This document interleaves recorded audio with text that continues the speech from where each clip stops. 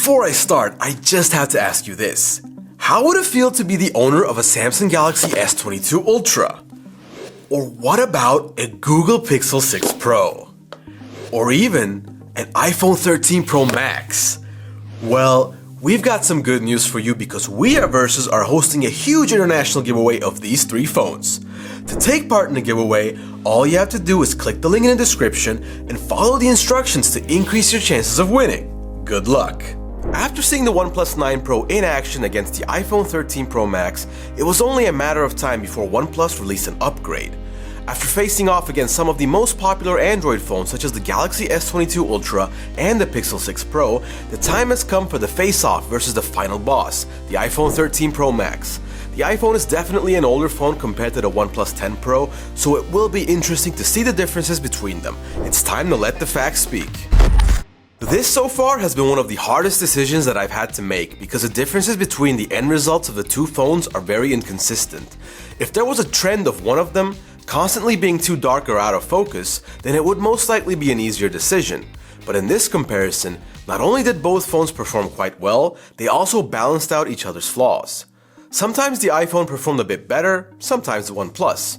Granted, both of these are flagship phones, so it's not a surprise that they're similar in overall quality, just that the slight issues I see switch from phone to phone, and it's hard to make a consistent analysis until we take a glance at the ultra-wide camera. Even though a good number of reviewers think that the OnePlus 9 Pro had a better ultra-wide camera than the 10 Pro, it did pretty well here.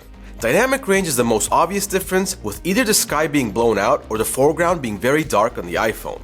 Even though the main cameras were head-to-head, the quality of the ultra-wide photos is too large to ignore, marking the OnePlus 10 Pro as the winner of the photo category. No worries though guys, as Apple will get a chance to fight back at one of the things that it does best, taking portrait mode photos. We're also doing our best, so if you could sub to the channel and drop a like, it will make us really happy. We shouldn't forget how much OnePlus improved their software in this category as well though, so let's take a look. At first glance, there really isn't a big difference. Both devices have a top-tier edge detection technology, as it's quite rare to see errors in the footage, not to mention they're really small. What really pushes the iPhone 13 Pro Max to the top though is how the algorithm is able to understand every single detail and determine if it should be part of the foreground or the background.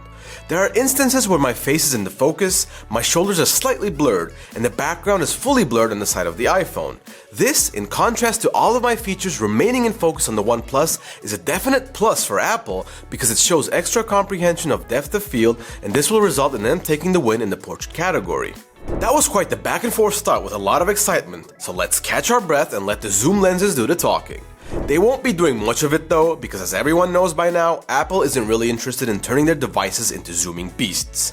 I originally thought we could see some flashy moves by OnePlus with their 3.3x optical zoom that they carried over from the 9 Pro, but it doesn't perform on the same level as some of the other phones that we reviewed. There are definite focus issues on the side of the OnePlus 10 Pro, that's a given, and the iPhone 13 Pro Max has more detail, but at what cost?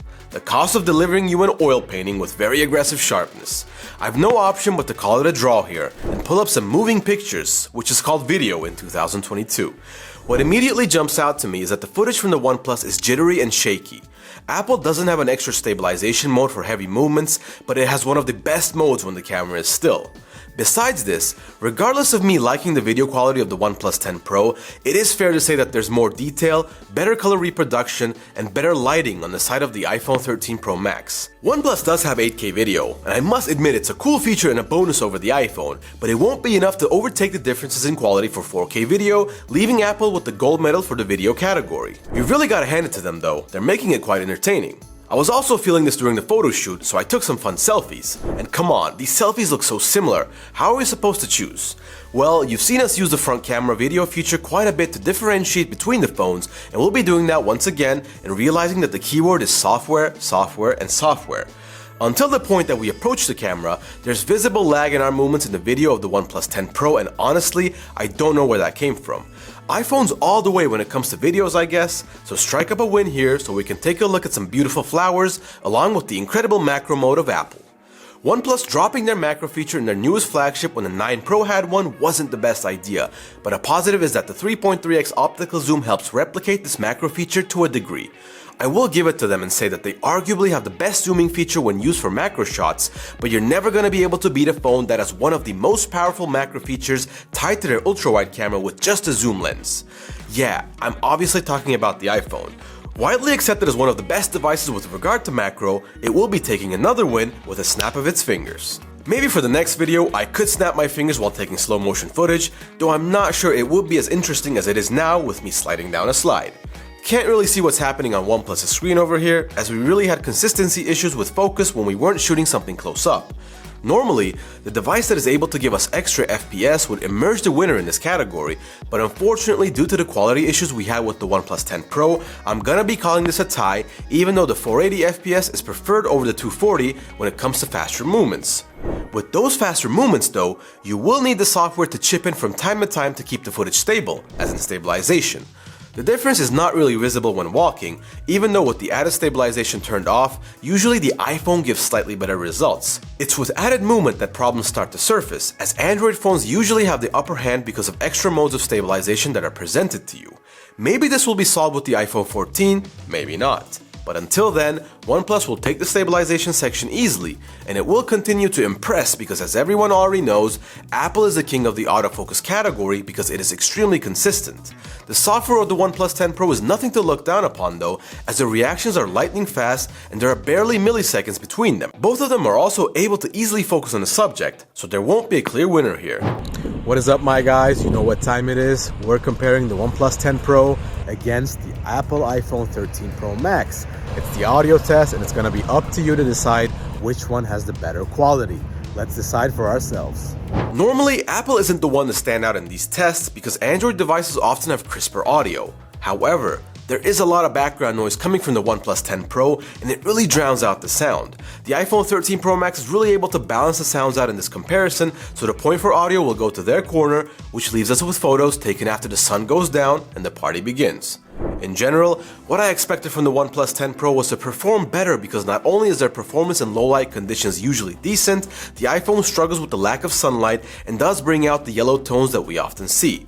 I do like what I'm seeing from OnePlus, but Apple wasn't too shabby either. Still though, the photos taken on the side of the OnePlus 10 Pro have more color in them and generally look better. For videos, there's barely any difference and both devices put up a good performance. It's expected of the iPhone to perform well when videos come around, but OnePlus also has been a brand that's been known to perform at night videos, so it won't be a surprise to call them equal, which will leave OnePlus the winner of the night category due to taking slightly better photos. It was a long battle, but we finally reached the end. The iPhone 13 Pro Max has taken 5 points, while the OnePlus 10 Pro has taken 3, and 3 of the categories ended in a tie. Some of these will mean more to you than the others, so take a look at which ones are more important when making your decision. Thanks for watching, guys, and let's meet again in the next video.